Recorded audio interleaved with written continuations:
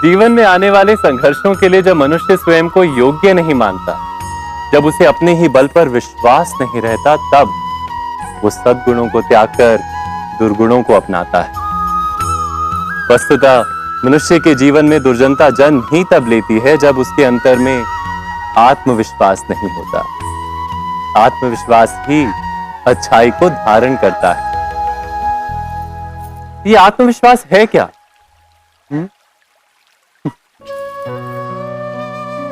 जब मनुष्य ये मानता है कि जीवन का संघर्ष उसे दुर्बल बनाता है, तो उसे अपने ऊपर विश्वास नहीं रहता। वो संघर्ष के पार जाने के बदले संघर्ष से छूटने के उपाय ढूंढने लगता है।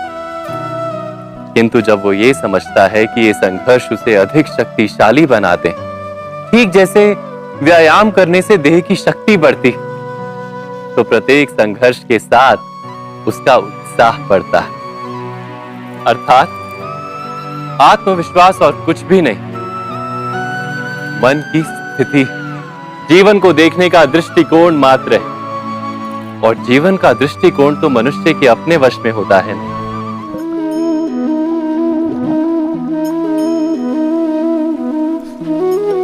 इस संसार में आने वाला प्रत्येक बालक संपूर्णतः संस्कार रहित होता है। उसके अंतर पर ना किसी अच्छे संस्कार के चिन्ह अंकित होते हैं, ना ही बुरे संस्कार के।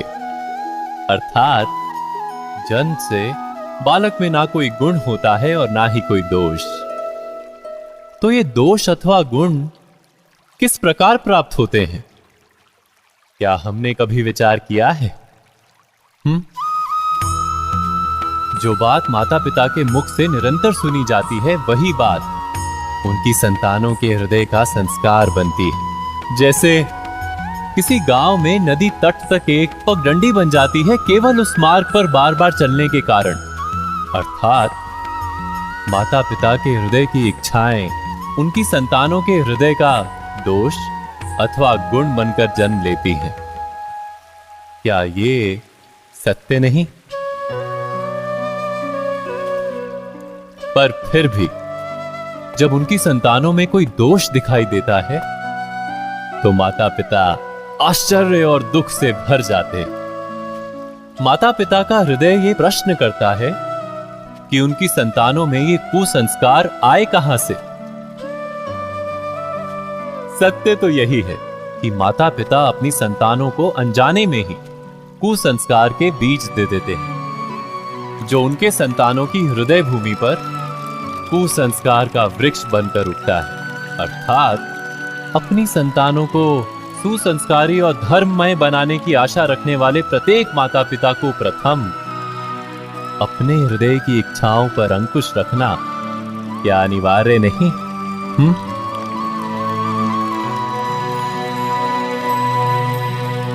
प्रत्येक माता पिता इस पर विचार अवश्य कीजिएगा।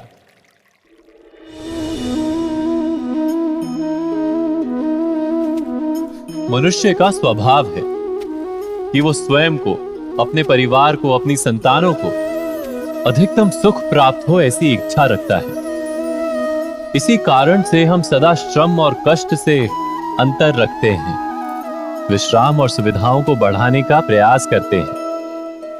स्वयं अपने जीवन का विचार कीजिए। क्या ये सत्य नहीं कि हम अपनी संतानों के लिए सदा ही विश्राम और सुविधा का आयोजन करते हैं? पर क्या कभी सोचा है केवल विश्राम से क्या लाभ प्राप्त होता है? केवल सुख और सुविधा जिन्हें प्राप्त हो, उनका जीवन कैसा होता है?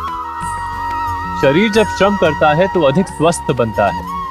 बुद्धि भी जब कठिन चुनौतियों का सामना करती है तो अधिक तेजस्वी बनती है।